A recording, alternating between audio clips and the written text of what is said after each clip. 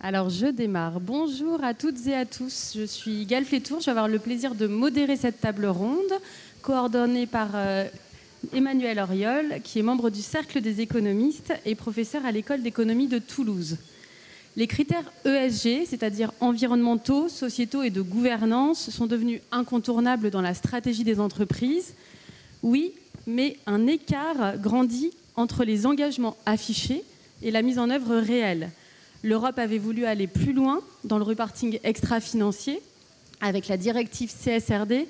Alors je vous préviens, on va avoir pas mal de sigles dans cette conférence, donc on va faire au mieux. Mais elle est désormais en train de la détricoter. Alors est-ce que c'est une bonne ou une mauvaise nouvelle? Ça dépend de l'angle d'où on se place. Et pour en débattre, nous avons plusieurs intervenants. Daniel Biarnet, vous êtes président de l'AFTE, l'Association française des trésoriers d'entreprise. Mirella Gage-Durand, vous êtes vice-présidente de l'AFG, l'Association française de la gestion d'actifs. Édouard Vieillefond, vous êtes directeur général de CCR, la Caisse centrale de réassurance. Je vous avais prévenu pour les sigles, après je m'arrête là. David Cholet, vous êtes associé du cabinet Accuracy. Et Estelle Sauva, vous êtes PDG du groupe Alpha. Emmanuel Auriol, c'est à vous, je vous laisse introduire cette session. Merci beaucoup Gaëlle. Tout d'abord, je tiens à remercier nos panélistes, ils sont absolument merveilleux et on ne pouvait pas trouver plus compétents à Aix pour parler de ce sujet qui est très important pour l'économie européenne. Et donc, de quoi il s'agit? En fait, la CCRD, c'est quelque chose qui a été critiqué et donc qui est maintenant revu par l'Union européenne parce que c'était délirant, en fait, tout simplement. Il y avait donc dans ce projet le besoin de reporter quelques 1200 critères pour les entreprises. Donc un coût énorme pour ces entreprises à gérer tous ces critères. Donc il fallait embaucher du personnel, doubler le personnel administratif pour faire le travail. Avec des responsabilités en cascade, il fallait s'assurer que ces sous-traitants étaient eux-mêmes donc vertueux, etc. Donc pourquoi on en est arrivé là? Est-ce que c'est un délire bureaucratique qui est totalement propre à l'Union européenne? En fait, pas vraiment. La raison de cette CCRD, c'était que les entreprises faisaient en fait elles-mêmes déjà du reporting ESG. Et le problème, c'est que ce reporting venant d'entreprises de consultation qui n'étaient pas standardisées, en fait, était très peu informatif. Donc, pour vous donner juste un exemple, le Japon a fait une étude, puisque le Japon a un fonds de pension pour ses fonctionnaires. Et donc, ils ont fait une étude sur la corrélation qui existait entre les notes ESG de deux grandes agences de notation. Et ils n'ont trouvé aucune corrélation entre les deux. Donc, une agence de notation mettait une très bonne note à une entreprise et une autre pas du tout. Et ça, c'était un vrai souci. Donc, évidemment, quand on s'appuie sur des notes pour investir, par exemple, si ces notes ne veulent rien dire ou s'il y a beaucoup de variance dans ce qu'elles vous donnent comme information, c'est un problème. Donc, c'est ça l'origine de la CCRD. C'était de standardiser, en fait, la façon dont on mesure l'extra-financier. D'accord? On est allé très loin, 1200 critères, une espèce de délire bureaucratique. Et donc maintenant, on revient en arrière parce que c'est tout simplement pas gérable dans un monde où la concurrence internationale, évidemment, est en train de nous manger la laine sur le dos. Donc c'est un peu le contexte que je voulais rappeler. Alors qu'est-ce qu'a fait l'Union européenne? Donc elle a fait un truc qui s'appelle Omnibus. Elle a pris plusieurs directives et elle cherche à les simplifier. Donc il y en avait 4. Il y avait la directive sur le devoir de vigilance. Il y avait la directive donc CRD, la taxonomie européenne et finalement le mécanisme d'ajustement carbone aux frontières. Elle a pris tout ça, elle essaye d'enlever les doublons, elle essaye d'enlever les choses qui ne sont pas compatibles. Et surtout, elle a rendu ce reporting moins contraignant, en particulier en levant les seuils. Donc aujourd'hui, c'est les entreprises qui ont plus de 1000 salariés et plus de 50 millions de chiffres d'affaires, 50 millions d'euros. Comme ça enlève en fait beaucoup de petites entreprises qui étouffaient sous ces contraintes administratives. Du propre aveu de l'Union européenne, combien on va économiser grâce à ça? C'est juste pour vous montrer à quel point c'était contraignant cette directive. D'après eux, par an, ça va être 4,4 milliards d'euros que les entreprises européennes vont économiser en ne faisant plus ce reporting si envahissant. Et puis, il y avait des coûts fixes, donc ça, c'était annuel, auxquels se rajoutent ces 4,4 milliards d'euros, qui étaient de 2,5 milliards d'euros pour les PME et les entreprises plus petites. Alors attention, et c'est bien sûr le sens du message d'aujourd'hui, il ne faut pas jeter le bébé avec l'eau du bain. C'est très important d'avoir un suivi ESG de l'activité des entreprises. Et donc le but, ce n'est pas d'arrêter de faire ça, comme le suggère Trump par exemple, mais c'est bien évidemment de le simplifier, de le rendre soutenable pour nous amener collectivement vers des entreprises à la fois vertueuses et productives. Alors, pourquoi c'est important? D'abord parce que les millénials, donc ceux qui sont jeunes, je ne sais pas si vous en connaissez, moi j'ai des enfants, ils sont très sensibles à ces questions environnementales notamment, mais aussi d'égalité homme-femme. Et du coup, ils vont aller travailler pour des entreprises qui sont vertueuses. Et c'est un avantage évidemment comparatif. Les entreprises qui ont des bons rapports ESG, elles sont plus productives, elles sont plus rentables et elles sont plus innovantes. Elles attirent des jeunes qui ont envie de faire ça. Aussi, c'est plus facile de se financer. On voit bien que la finance durable existe, on va en reparler. Donc en 2011, il y avait 11% de la finance qui était orientée vers la finance durable. Aujourd'hui, on est à 35%. Donc, on voit bien que pour se financer, c'est important d'avoir des bonnes notes ESG. D'ailleurs, on a changé, par exemple, la défense. On l'a remis dans c'est vertueux parce que c'était devenu un peu quelque chose de gris et du coup, ils avaient un peu de mal à se financer. Donc, voilà. Donc, je vais arrêter là pour les propos introductifs parce que nous avons les meilleures personnes pour nous parler de ces questions. Mais on voit bien qu'il y a un arbitrage. On ne veut pas tuer la compétitivité européenne, mais on veut garder quand même des trajectoires vertueuses parce que c'est notre intérêt collectif. Merci Emmanuel. Je vous propose de démarrer avec Daniel Biarnet. Donc, vous êtes président de l'Association française des trésoriers d'entreprise. Vous êtes également directeur financier adjoint de Saint-Gobain. Pourquoi est-ce que les entreprises ont fait tant de lobbying justement pour revoir la CSRD, sachant que, vous me le disiez, vous reconnaissez qu'un cadre est nécessaire? Bonjour à tous. Oui, vous avez raison, un cadre est nécessaire. La question, c'est pourquoi et comment. Il y a un premier point qu'il faut bien avoir en tête. Pour les entreprises, les enjeux ESG, ils sont effectivement essentiels pour leur stratégie et pour leur dialogue avec les parties prenantes. On parle bien sûr d'abord de nos clients, de nos fournisseurs, mais c'est également très important pour nos salariés et c'est devenu aussi incontournable avec tous nos partenaires financiers, que ce soit les banquiers, les investisseurs. Ils veulent tous savoir, et à juste titre, si nos produits, nos services sont respectueux de l'environnement et des communautés avec lesquelles nous interagissons. Et c'est encore mieux si nous pouvons démontrer que nous avons un impact positif. Le deuxième point, c'est que pour avoir cet échange de façon constructive avec l'ensemble de nos interlocuteurs, les entreprises sont favorables à avoir une réglementation. Elles ne sont pas opposées, elles sont favorables. L'objectif étant d'avoir un langage commun avec des règles claires, acceptées par tous, qui permettent de faciliter la communication et d'éviter les malentendus. Maintenant, les entreprises, elles ont besoin de règles qui favorisent leur compétitivité plutôt que de l'entraver. Et donc, elles ont besoin d'une réglementation qui soit raisonnable. Alors, vous allez me dire, c'est quoi une réglementation raisonnable? D'abord, une réglementation raisonnable, c'est une réglementation qui est prospective et incitative. En ESG, je pense qu'on est tous d'accord, l'objectif, c'est d'inciter les entreprises à progresser dans l'atteinte d'objectifs qui sont environnementaux et sociaux et qui sont fondamentaux pour l'humanité.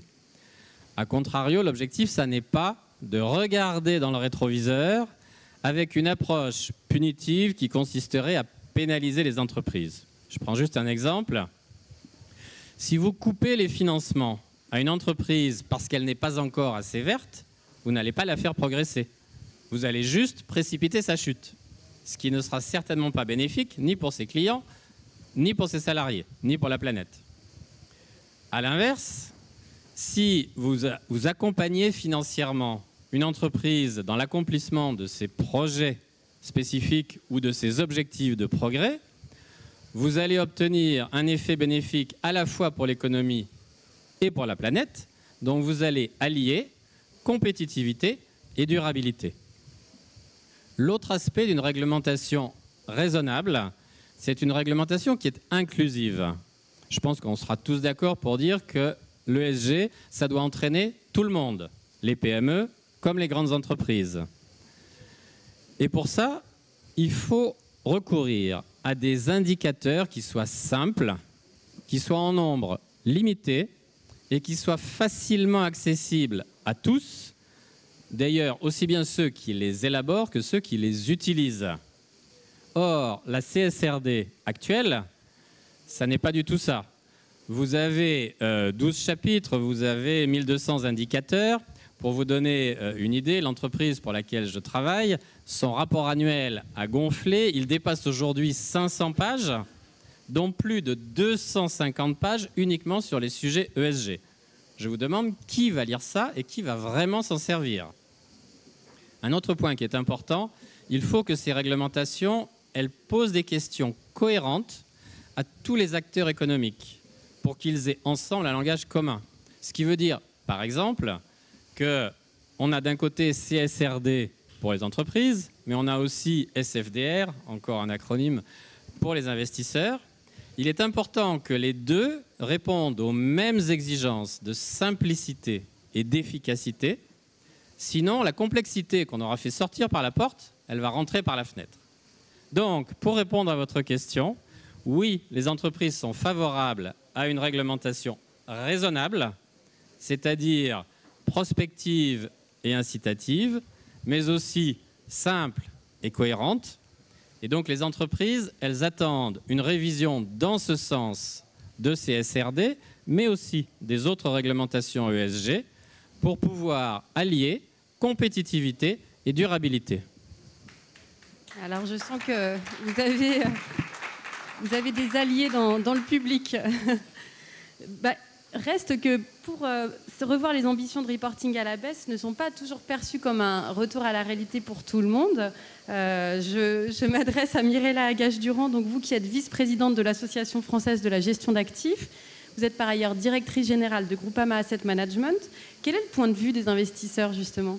Oui, merci beaucoup pour l'opportunité d'apporter ici dans le débat le point de vue je porte le point de vue des sociétés de asset management qui sont donc les experts qui travaillent entre les investisseurs qui ont les capitaux et les entreprises qui ont besoin de ces investissements.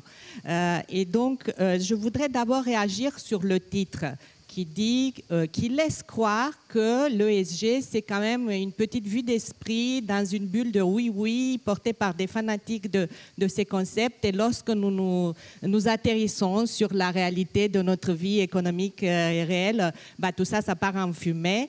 En fait, je ne peux pas laisser passer ça parce qu'il n'y a rien de plus réel que les changements que nous avons face à nous, qu'ils soient climatiques, 35 degrés à 11h du matin ici, en début juillet, qu'ils soient géopolitiques, etc. Et donc, on est tous face à une réalité qui est la nécessité de transitions, qu'elles soient énergétiques, démographiques, numériques.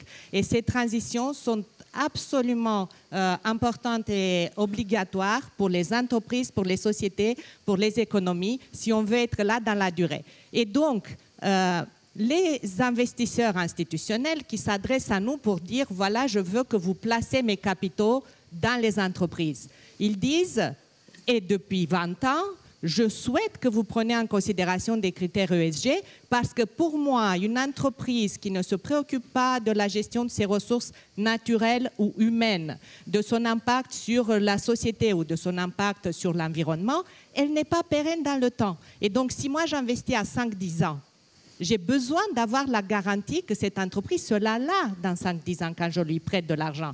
Et donc, je veux, au même titre que vous regardez ses comptes financiers, que vous regardez ces indicateurs extra-financiers pour savoir si elles font bien les choses, si elles sont engagées cette transition qui est essentielle. Donc, les investisseurs institutionnels, qu'on ne se trompe pas de débat, aujourd'hui, tous les institutionnels français, et je peux témoigner de par nos membres, quand ils nous demandent dans un appel d'offres de leur proposer un mandat de gestion, tous tous exigent l'inclusion des critères extra-financiers parce qu'ils veulent financer les entreprises qui se sont engagées dans la transition. Du côté des entreprises, j'ai rien à ajouter, c'est une nécessité pour tout un tas de raisons. Donc en fait, l'existence de ces mesures qui sont les critères extra-financiers, c'est un maillon hyper important pour que cette chaîne fonctionne, c'est-à-dire les capitaux de nos épargnes, de nos institutionnels européens financent les entreprises européennes qui se sont inscrites dans cette transition parce que c'est la garantie de leur pérennité à 5 à 10 ans. Et donc, cette chaîne doit fonctionner. Alors, qu'est-ce qu'on a fait mal? Bien sûr, on a créé quelque chose de très complexe. Pourquoi faire simple quand on peut faire compliqué? Ce n'est pas la première fois que nous sommes face à ça dans la régulation européenne, mais ne jetons pas tout à la poubelle. Et je voudrais quand même mentionner une autre chose. Il y a eu un petit mot qui est apparu lors de tous ces débats il y a 3-4 ans au niveau de la réglementation, qui était le mot greenwashing, qui a agi comme un virus informatique.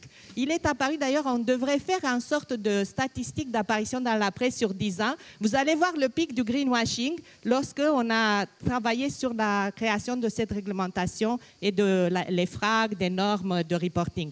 Et dès qu'on disait, voilà, nous, ça fait 20 ans qu'on mesure telle chose par tel paramètre, greenwashing, ajoutez-moi un paramètre, ajoutez-moi 2, ajoutez-moi 3, et on est arrivé à ce que nous sommes arrivés aujourd'hui, quelque chose qui repousse les entreprises. Mais ne nous trompons pas de diagnostic, le reporting est cher, mais ce qui est encore plus cher, c'est la transition. Nos entreprises, pour quitter ce monde de production basé sur une énergie fossile, carbonée, pas chère, et aller vers des modes de production sur des énergies qui ne sont pas carbonées, ça coûte de l'argent et elles ont besoin du financement pour réussir cette transition. Donc, ne tuons pas le messager, qui sont les critères ESG, et donnons la chance à ce système de fonctionner et d'amener l'épargne, les capitaux européens sur les entreprises européennes qui prennent le chemin de la transition. Et nous allons parler tout à l'heure, il y a plein de choses qu'on peut faire pour que ça fonctionne. Vous aussi, vous nous avez convaincus. Édouard Vieillefond, vous dirigez la Caisse centrale de réassurance aux yeux du réassureur public, donc, qui est chargé des grands risques extrêmes qui ne sont pas assurables, mais aussi de promouvoir justement des mesures d'adaptation sur le territoire national. Est-ce qu'on va dans le bon sens? Oui, bonjour à tous. Alors effectivement, dans une grande transformation face à un grand risque, on a deux excès souvent. On démarre trop tard et on a le risque de ne pas faire ou de faire trop lentement. Et puis souvent, immédiatement après, qu'est-ce qu'on fait? On va trop vite, on va très très vite. Et puis, par dichotomie, on arrive à trouver en général un équilibre au bout d'un certain temps. Malheureusement, on ne part jamais dans la bonne direction, avec la bonne vitesse tout de suite. Moi, j'avais 2 points. Le premier, c'est pour revenir sur la complexité qui a été évoquée, puisqu'évidemment, on en parle en général et on en parle en particulier pour la réglementation, la législation, les normes, etc., qu'elles soient de la hard ou de la soft law. Et on débat toujours un petit peu des mêmes choses. La CSRD, c'est très clair, c'était devenu d'une complexité ingérable avec les 1000 data points, les 12 normes, etc., etc. On voit bien que dans la complexité même, dans un système législatif, réglementaire, la complexité a un coût et porte un risque. Et ce qui est assez amusant, c'est qu'on le mesure assez peu souvent. Et qu'en fait, on ne le met pas comme paramètre en disant à partir d'un certain moment, d'une certaine taille, il faudrait arbitrer entre plus de règles intelligentes et dire non, ce qui compte, c'est le nombre. Et pourtant, en France, à une époque, on avait l'habitude de la codification, de la simplification. Et on voit bien qu'on y arrive beaucoup moins qu'avant. Donc ça, c'est une première remarque. Pourquoi je le dis? Parce que quand on représente le réassureur public, donc qui est réassureur, on fait des modèles. Et dans les modèles, et les assureurs connaissent bien ça, mais les banquiers aussi, quand il y a de la complexité dans le modèle, qu'est-ce qu'on met? Du risque de complexité. Et on l'intègre, en fait. Et en fait, ça, c'est quelque chose qu'on a beaucoup de mal à mettre. Alors évidemment, il y a plusieurs risques. Le premier, c'est que pour les PME, ça devient ingérable. Et puis, c'est surtout l'acceptabilité sociale. C'est-à-dire que quand on arrive à un niveau de complexité qui rend la chose impossible à expliquer au grand public, on voit ce que ça peut donner sur certains débats récents dans lesquels on ne va pas entrer aujourd'hui, puisqu'on ne va pas parler ni de la clim ni de la ZFE. Sinon, ça mériterait plusieurs autres tables rondes. Mais on voit bien que ça éloigne le corps social, puisque ça devient totalement incompréhensible, et parfois, honnêtement, même pour les experts. Ensuite, il y a un deuxième phénomène, c'est que ça rend donc pour les PME, je dirais, la chose complètement inaccessible. Et je le dis d'autant plus facilement que CCR, c'est un réassureur public avec la garantie de l'État. c'est 11 milliards de bilan et 2 milliards de chiffre d'affaires l'an prochain, mais c'est une PME de 180 personnes. Donc nous, on l'a vécu et on le vit dans notre chair de façon très claire. Quand déjà on fait de façon volontaire et on veut le faire bien et on le fait bien sur la partie ISR, sur le fameux rapport LEC 29, et on le fait bien et ça prend du temps. Mais alors l'arrivée de CSRD, et on continuera de faire sur une base volontaire, quelle que soit la fin, je dirais, de CSRD après Omnibus, on sera probablement en dessous des seuils, on fera quand même. Mais par contre, il faut bien le faire et il faut limiter la complexité, notamment pour les petits. Le deuxième point qui me paraît assez fondamental, qu'on n'a pas encore abordé pour le coup, c'est vraiment cette notion de double matérialité et comment on prend en compte d'un côté ce qui rentre, c'est-à-dire l'impact du réchauffement, du changement climatique sur, je dirais, l'entreprise et donc sur ses finances, et dans l'autre sens, quel est l'impact dans l'autre sens que l'entreprise a sur le reste du monde. Et souvent, je trouve que là aussi, il y a pas mal de confusion, puisque le réchauffement climatique, le changement climatique devient un des plus gros risques, si ce n'est pas le plus gros, en tout cas, il est dans la liste des 2 ou 3 en premier, et il est normal qu'il soit indiqué dans les différents rapports, dans les rapports annuels, etc., etc. Et déjà, la partie risque est assez importante. Mais à la fin, l'objectif, c'est bien de montrer quel est le risque pour l'entreprise. C'est à la fin un risque économique et financier. C'est le risque, à la fin, de ne plus pouvoir faire sa mission, qui est de créer de la valeur pour ses clients et d'en garder un bout pour soi pour être rentable. Et donc, il faut faire l'extra-financier, mais l'extra-financier entrant, entre guillemets, à la fin, il faut qu'on le retrouve dans ce qui fait l'entreprise, c'est-à-dire est-ce qu'elle va être rentable, est-ce qu'elle va fonctionner pendant les années et les décennies suivantes. Et par contre, dans l'autre sens, pour la partie, je dirais, externe, de l'intérieur de l'entreprise vers l'extérieur, et donc cette matérialité qu'on appelle d'impact, alors celle-là aussi, elle est très importante. Et il faut que les entreprises arrivent à s'expliquer. Mais là, le risque de greenwashing, il est absolument formidable. Parce qu'encore une fois, à quoi ça sert une entreprise ? Créer de la valeur pour ses clients. Il ne faut pas double compter la valeur ajoutée qui est créée dans le business normal et qui est dans le cœur de métier de l'entreprise, et en même temps, je dirais, la partie extra-financière positive, qui est socialement utile, et ça c'est très important, mais qui est un autre paramètre. Et là, je parle dans une assemblée, à l'occasion de journées où il y a beaucoup d'économistes, il y a vraiment un sujet qui est de dire attention à ne pas compter 2 fois, et attention à ne pas faire ce nouveau greenwashing qui serait compter, je dirais, l'impact extra-financier comme le même que le financier. Alors là aussi, CCR, pour finir là-dessus, on est ultra sensible à ça, puisque pour le coup, vu la mission et le travail qu'on a au quotidien, qui est précisément parce qu'il y a carence de marché dans l'assurance, de réassurer des périls qui sont dits inassurables, on est en plein dans la carence de marché, et donc on remet du lien, on crée de la solvabilité pour les assureurs sur quelque chose qui sinon ne serait pas assurable, et donc la partie non financière, la partie qu'il faut monétiser, elle est à l'extérieur. Donc nous, on sait qu'on a une matérialité d'impact qui est très forte. Mais par contre, ce n'est pas toujours le cas. Et forcer tout le monde à essayer de le démontrer, il faut faire très attention, je dirais, à ce deuxième risque, deuxième vague de greenwashing.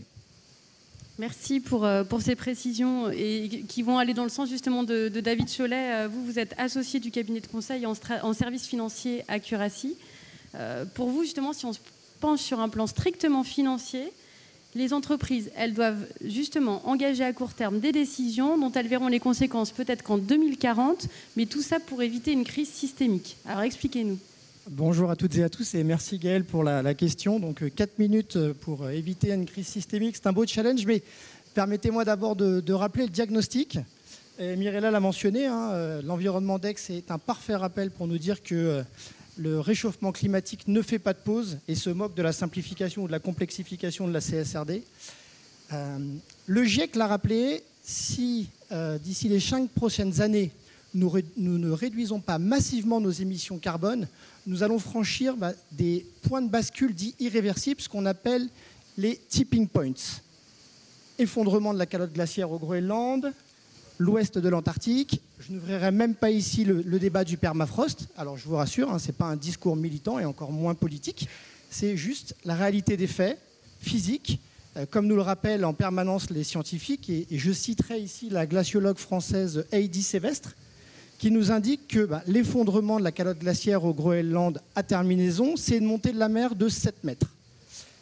Toutes les heures aujourd'hui, la glace qu'ils font au Groenland, c'est 30 millions de tonnes. Alors pour bien comprendre ce que ça veut dire, vous prenez la tour Eiffel, vous la mettez dans un carton et vous vous dites que c'est à peu près ce qu'ils font toutes les heures.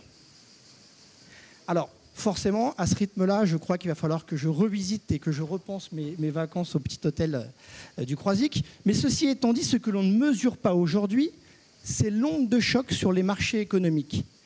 il arrivera un stade à ce rythme où les marchés financiers, les agents économiques n'arriveront plus à absorber les chocs climatiques.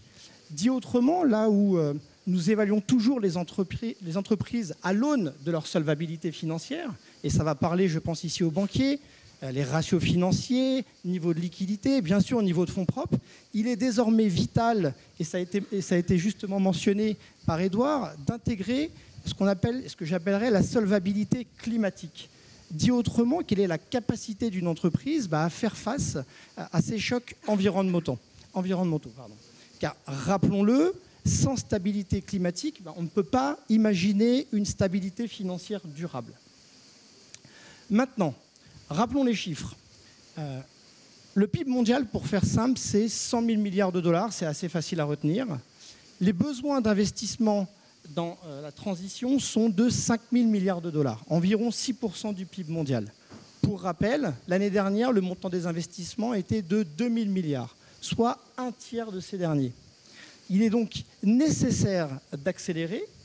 Et d'ailleurs, quand on regarde la façon dont les entreprises qui ont décidé d'agir, donc d'agir à court terme sur des investissements de long terme, qu'avons-nous constaté? Ça a été une accélération de l'innovation, une réduction des coûts opérationnels.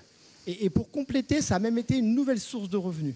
Dit autrement, l'investissement climatique n'a pas permis de réduire seulement les risques, cela a également été une création de valeur. Et c'est important de le signaler. Alors, une fois qu'on part de ce principe-là avec des investissements qui sont réalisés, nous arrivons à la problématique suivante. C'est ce que j'appellerais la courbe en J. Vous investissez aujourd'hui, mais pour une vision de long terme. Et nous savons tous que l'horizon d'investissement d'un investisseur dit traditionnel, classique, est historiquement autour de 7-8 ans. Ici, nous allons chercher des horizons plus longs. Et il ne faut surtout pas que les entreprises s'enferment dans ce qu'appelait McKerney, l'ancien gouverneur de la Banque d'Angleterre, la tragédie des horizons. Il est nécessaire et essentiel que tout le monde puisse bénéficier aujourd'hui des investissements qui sont réalisés pour une visibilité de long terme. Sinon, je crains malheureusement que beaucoup des agents économiques deviennent les Kodak ou Nokia de la transition climatique. On a abordé le point finance. Et je vous en remercie. On va aussi parler du dialogue social, qui est absolument clé quand on parle de ESG. Estelle Sauva, vous présidez et dirigez le groupe Alpha, qui est un cabinet de conseil, d'expertise et d'audit auprès des entreprises, des CSE et des décideurs publics. En quoi, justement, le dialogue social, vous me racontiez, peut-il, au-delà de la réglementation, faire réellement bouger l'entreprise ? Bonjour à tous, merci pour avoir mis ce sujet à l'ordre du jour, parce qu'il faut quand même reconnaître qu'il y a une vision assez contrastée de l'accueil de la CSRD et de toutes ces déclinaisons dans l'entreprise.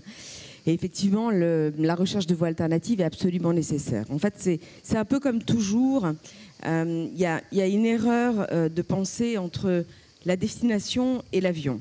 La destination, c'est l'objectif qu'on cherche à atteindre collectivement, une vision européenne performative de l'entreprise, à contrario, puisqu'on est dans un univers d'économistes, je m'autoriserai la vision friedmanienne, entre guillemets, c'est-à-dire la quête du profit, de la mondialisation. Donc on a bien voulu une vision européenne sur le pacte vert, et je pense que de ce point de vue-là, tout le monde s'accorde à dire que c'est la bonne orientation. Et donc c'est dans le faire, c'est dans la mise en œuvre, c'est dans l'opérationnalité, dans le pragmatisme, que, comme toujours, on met un peu trop de temps à se mettre en mouvement. Alors, effectivement, à travers le dialogue social, le groupe Alpha a le bénéfice de travailler au bénéfice des parties prenantes des entreprises. Les parties prenantes dans les entreprises, c'est qui? C'est les dirigeants, les représentants du personnel, les salariés, mais également tous les acteurs qui entourent l'entreprise. Et c'est probablement là qu'on peut fabriquer de façon assez concrète les sujets. Donc ça, pour l'atteindre, pour choisir un modèle, une méthode, c'est l'avion. Destination et avion.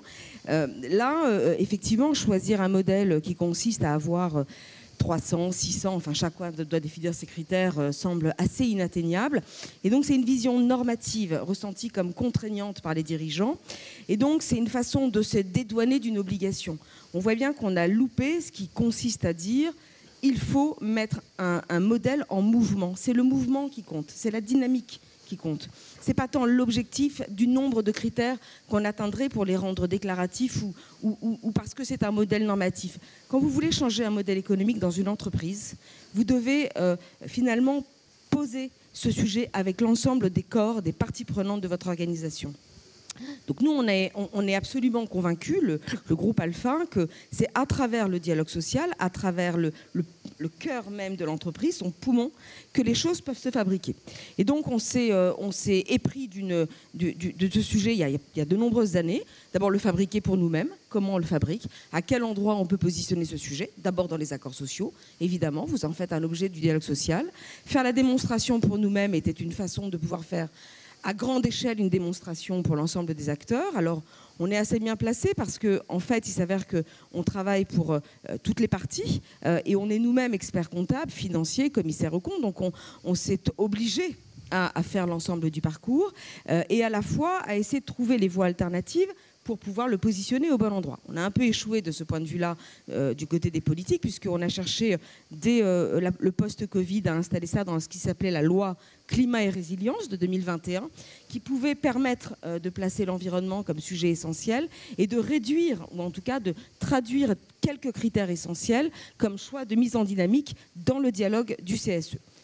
On pense que c'est le temps stratégique du dialogue avec les dirigeants, par les élus du personnel, qui permet de faire en sorte que les salariés incarnent un sujet. Un salarié, c'est d'abord un citoyen.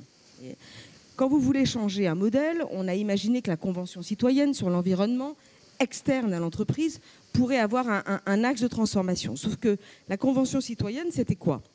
Vous aviez 150 personnes choisies sur le volet, en fait donc volontaires. Elles sont en rien représentatives puisque c'est pas comme un jury d'assises. Vous voyez, vous êtes choisis parmi des gens qui lèvent la main. Et puis vous avez 8 week-ends de travail, 21 jours. Vous allez sortir de cette étape. Vous avez des idées. Vous êtes mieux formés que la moyenne.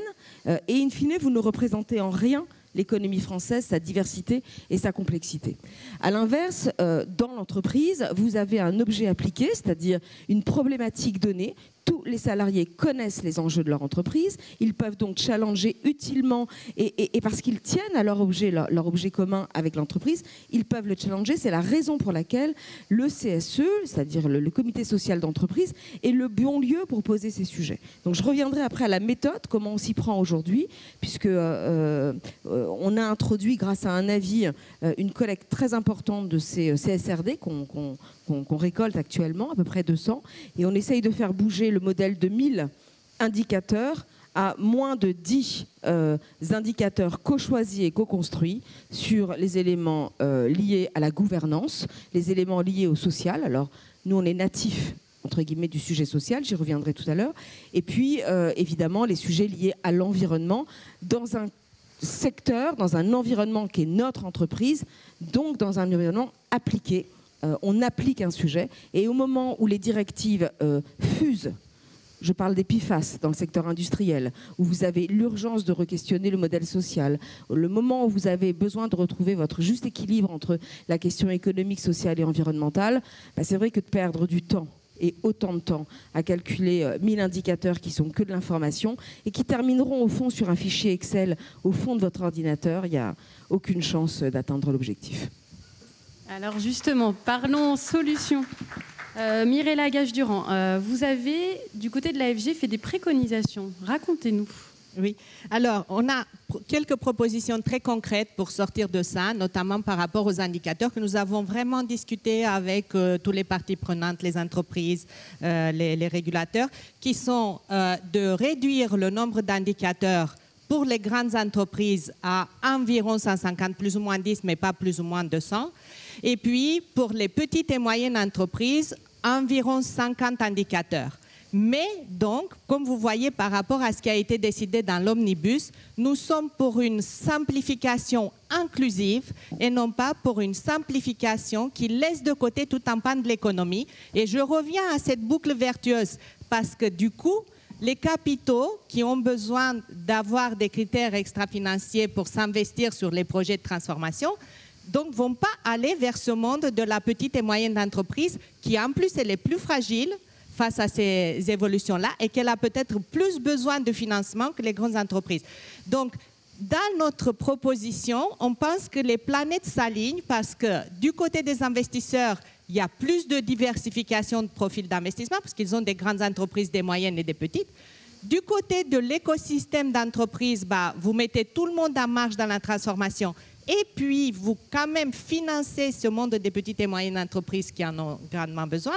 Et puis, je presse pour ma paroisse. Nous, au milieu, les experts qui avons besoin de faire ces investissements, et donc on a besoin de ces informations extra-financières des entreprises, aujourd'hui, de par le fait que les informations ne nous viennent plus par les entreprises, vous nous avez mis dans la dépendance des, on appelle ça en anglais, providers de données extra-financières. Et là, je vais faire une toute petite parenthèse sur une histoire qui, pour moi, est révélatrice d'un problème carrément de souveraineté.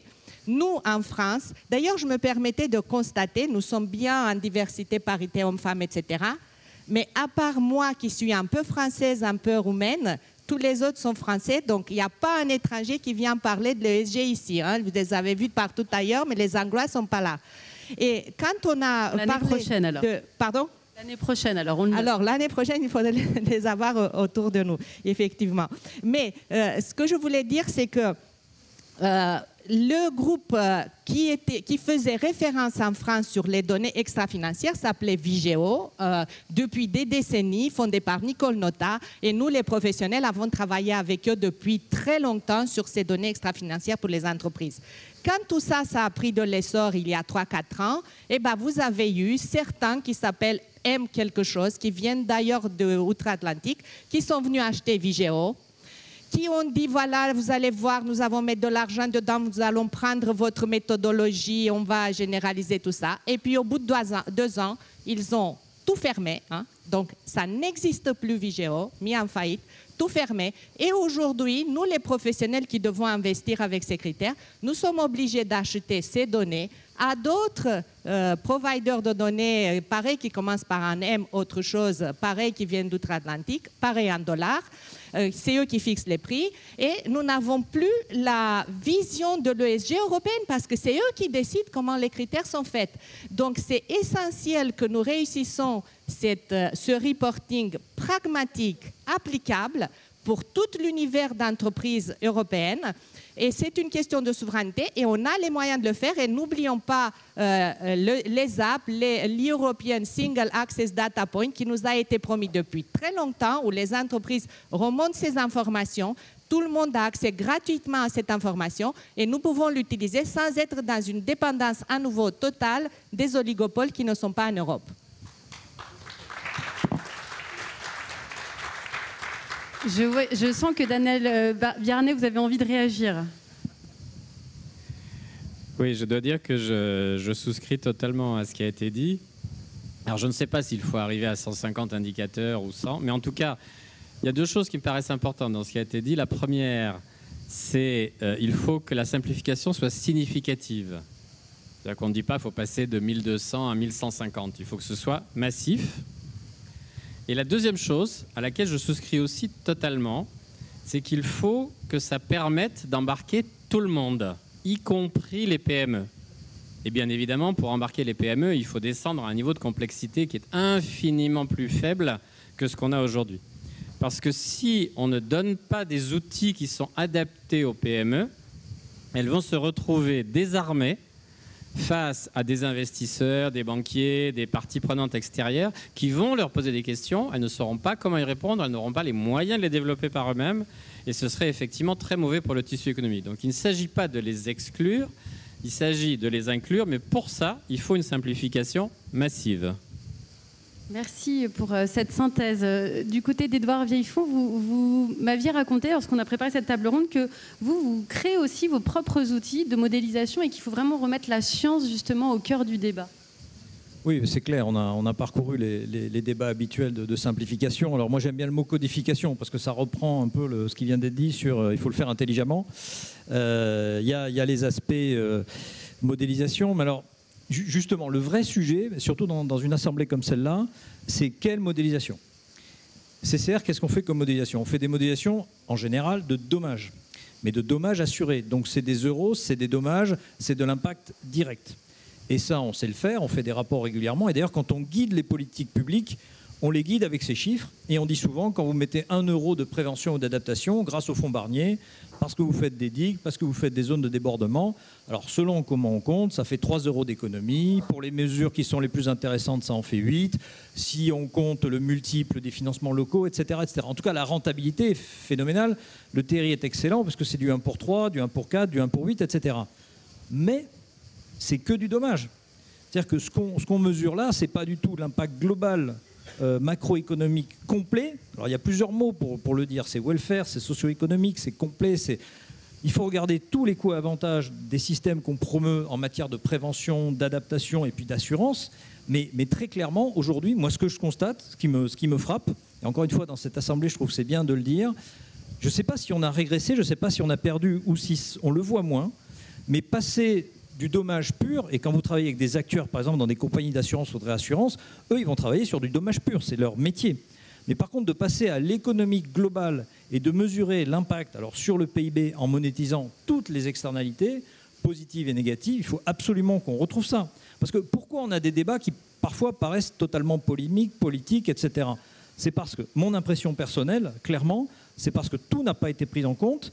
C'est parce que le calcul des différents effets positifs, négatifs, des effets d'éviction, enfin bref, la fameuse étude d'impact, la fameuse étude socio-éco qu'on avait l'habitude de faire pour les autoroutes, pour les lignes à grande vitesse, où on monétisait le temps gagné, par exemple, la dépollution, à l'époque un peu moins la décarbonation, donc maintenant le facteur décarbonation l'emporterait, ce qui est assez fascinant.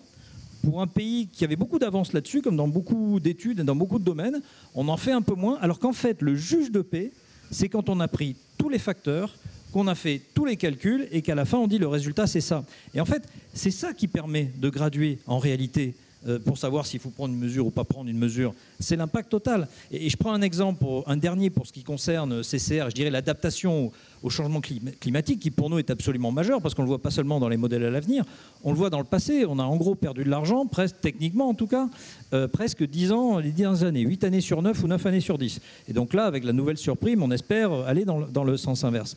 Mais ce qui est assez fascinant, c'est que quand on revient et quand on fait ces calculs, on voit bien qu'il y a une frontière d'inassurabilité qui est touchée, il y a une carence de marché. Et nous, on arrive CCR pour aider les assureurs.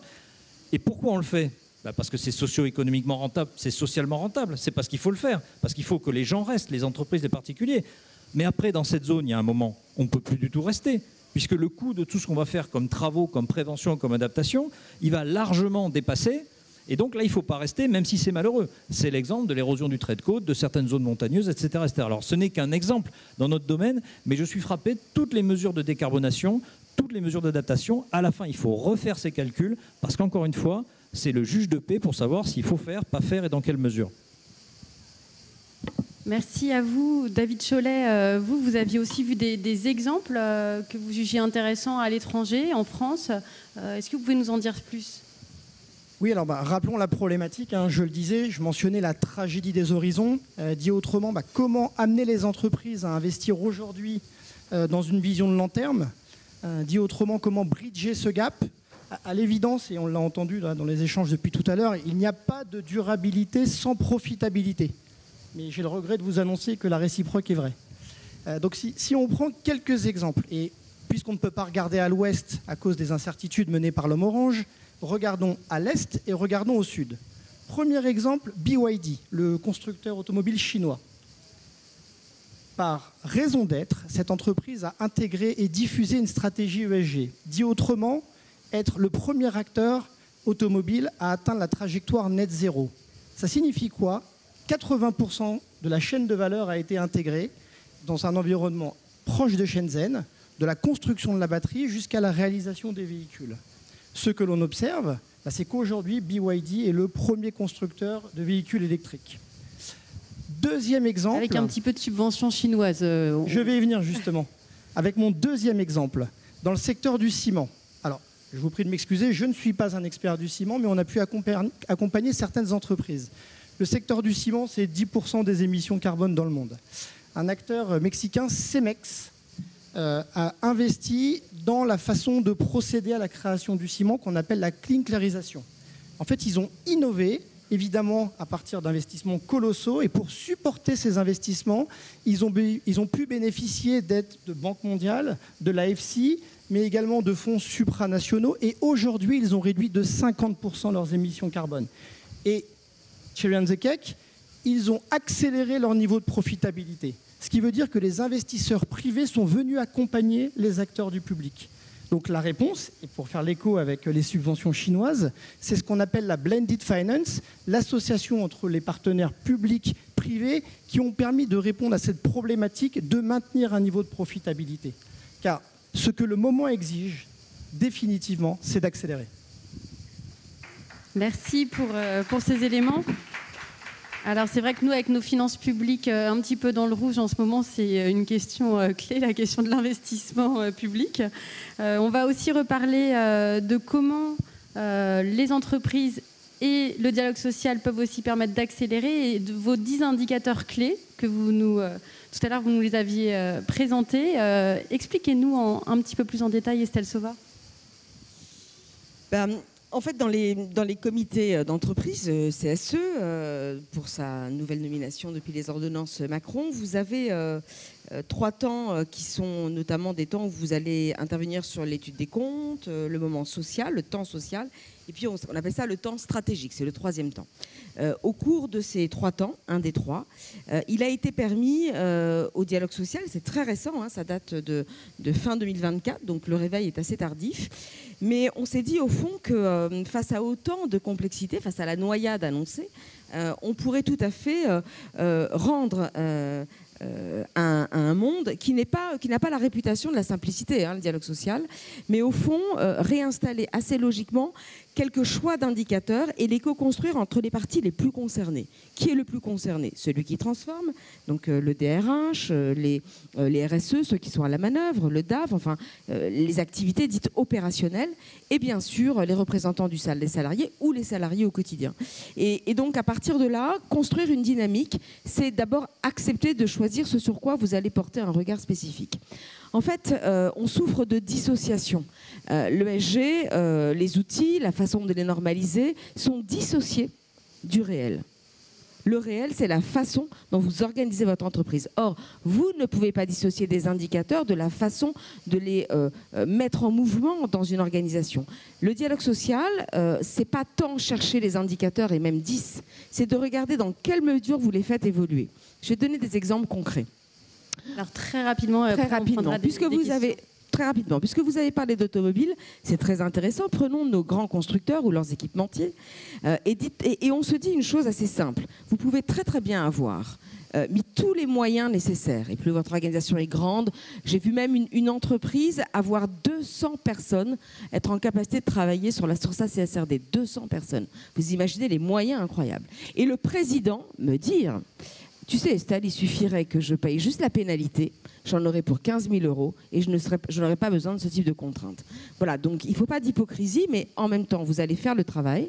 Vous vous retrouvez avec une situation sociale chaotique parce que le verre ne prend pas, parce que votre concurrent chinois débarque quand même sur l'ensemble du marché international, parce que pour l'instant, on n'a pas tout à fait encore organisé les bonnes parades. Et voilà que tout votre équilibre, voyez, trébuche entre l'enjeu des ESG et au fond le besoin de donner une vision de bon sens au long terme. Donc nous, ce qu'on cherche à faire dans le réel du CSE, c'est de transformer des indicateurs techniques, pourvu qu'ils soient peu nombreux, sur le volet gouvernance, sociale ou environnementale, et de les transformer en indicateurs opérationnels. Et pour les transformer en opérationnalité, eh bien, sur la gouvernance, allons chercher dans un conseil d'administration les décisions qui se prennent, vérifions d'un temps 1 à un temps 2, c'est-à-dire en 1 an, 2 ans ou 3 ans, s'il y a une vraie dynamique de transformation de l'organisation, si les décisions sont prises à cet égard avec une place des administrateurs salariés, puisque le pacte, la loi Pacte a été assez timide sur ces sujets, eh bien vérifions le nombre d'administrateurs qui sont positionnés. Pour le groupe Alpha, on a fait ce chemin, on est passé de 1 à 3. Donc un quart de nos administrateurs salariés sont désormais au conseil d'administration, là où la décision se prend. Faisons en sorte que ces décisions prennent un virage environnemental. Rentrons ça dans les accords d'intéressement. Eh bien, ça veut dire qu'un indicateur qui concerne tous les salariés, le dirigeant, il ne peut pas tout faire tout seul avec ses 2 petits bras en essayant de transformer tout seul son organisation. Plus il a de salariés, plus il a de sujets complexes à traiter. Il a besoin de ses équipes. Donc, si vous en faites un indicateur d'intéressement collectif, si vous allez chercher un indicateur qui partage réellement la valeur, au moment où on parle du pouvoir d'achat, je vous assure que tout le monde va s'entendre sur la question environnementale. Et sa rétribution, l'objectif atteint, devient tout à fait concret entre les salariés et le dirigeant. Vous voyez, et puis je pourrais comme ça passer des heures, mais je crois que vous n'avez plus le temps. Merci. Merci à vous tous. Je vous propose qu'on prenne 1 ou 2 questions. Alors, il y a des micros qui vont circuler et puis il faudra aussi qu'on laisse le temps après à Emmanuel de conclure, bien sûr. Bonjour, Guillaume Margueritier, expert comptable mémorialiste au cabinet Odyssée Militech et aussi vice-président de l'Association nationale des experts comptables mémorialistes en Provence. Ma question est, quels seraient, selon vous, les principes incitatifs qui mèneraient toutes nos TPE, PME, etc., à mener cette gouvernance ESG? Alors, qui veut répondre ?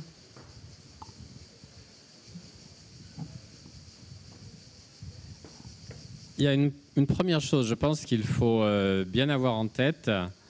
La plupart des TPE-PME, vous les connaissez bien, je pense, ce n'est pas des gens qui vont se financer sur les marchés financiers, c'est des gens qui vont se financer chez leur banquier. Et donc, quand il s'agit d'aller se financer chez son banquier, on dépose un dossier de crédit. Aujourd'hui, il est quasiment impossible de déposer un dossier de crédit si on ne répond pas à des questions ESG. Ça fait partie de ce que les banques sont obligées de faire. Et donc, qu'on soit une grande entreprise ou une PME, c'est la même chose. Et donc, les PME, de toute façon, dès aujourd'hui, sont confrontées à ce sujet de comment est-ce que je peux répondre à mon banquier sur les critères ESG ou sur les critères, plus exactement, sur ma stratégie, comment est-ce que je prends ça au sérieux. Et toute la question, c'est donc quelle est l'aide qu'on peut apporter. Et je pense que là-dessus, ma voisine aura des choses à dire sur comment est-ce qu'on peut apporter des aides concrètes avec des choses simples. Je pense que les entreprises que vous accompagnez n'ont pas besoin d'avoir 10 000 pages et 2000 critères.